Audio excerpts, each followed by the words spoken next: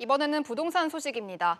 정부 규제에 코로나19까지 겹치면서 서울 집값 하락세가 강남 지역에서 강북으로까지 확산되고 있습니다. 당분간은 집값이 더 떨어질 것이란 전망이 힘을 얻고 있는 가운데 오늘부터 수도권의 청약 기준도 강화됩니다. 관련 내용 취재기자와 함께 자세히 이야기 나눠보겠습니다. 장지현 기자 나와 있습니다. 자, 장 기자, 먼저 최근 집값 흐름부터 좀 짚어주시죠. 네, 한국감정원에 따르면 4월 둘째 주 서울 아파트 값은 지난주보다 0.05% 하락했습니다. 이 3주 연속 내림세인데요. 서울 25개 자치구 가운데 15개 구의 집값이 떨어진 겁니다. 이 구별로 보면 강남 3구 하락이 두드러지는데요. 이 강남구가 0.27%, 서초구가 0.26%, 송파구가 0.19%씩 각각 떨어졌습니다. 이 마용성으로 불리는 곳들도 0.02에서 0.06%씩 하락했습니다.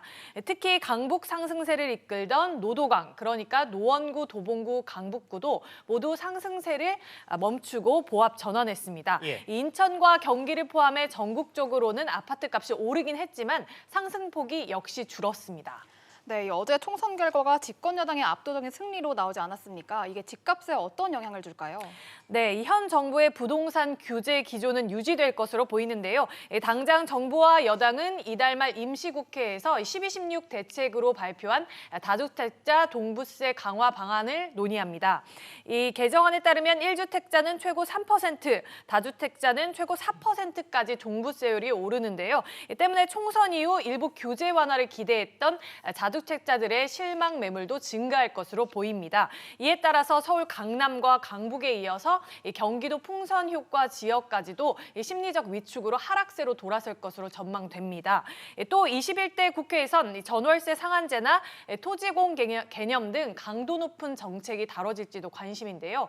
토지공 개념은 공공의 이익에 따라 토지의 소유와 처분을 제한한다는 내용인데 지난 2월 이인영 더불어민주당 원내대표가 도입해야 한다고 말을 하면서 주목을 받았습니다. 민주당이 개헌에 필요한 200석에 근접하기 때문에 토지공 개념이 명시된 개헌안을 추진할 수도 있습니다. 네, 잠시 시장 이야기로 다시 돌아가 봐서요. 지금 아파트 값은 떨어지고 있지만 청약 시장이 열풍이다 이런 식의 분석들이 참 많은데 오늘부터 관련해서 청약 요건이 좀 까다로워진다고요? 네, 그렇습니다. 이 수도권 청약 주택 청약 1순위 자격 조건이 해당 지역 1년 이상 거주해서 2년 이상으로 길어집니다. 또 분양가 오늘부터 또 입주자 모집 승인을 신청하는 단지부터 이게 적용이 되는데요. 이 대상지는 서울, 과천, 광명, 또 성남, 분당, 하남 등 수도권 투기과열지구와 과천 지식정보화타운 같은 대규모 택지개발지구입니다.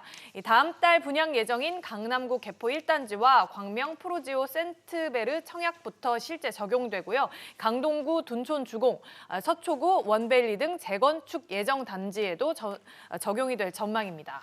네, 정책이 어떤 효과를 발휘할지 좀 지켜봐야겠습니다. 장 기자 이야기 잘 들었습니다.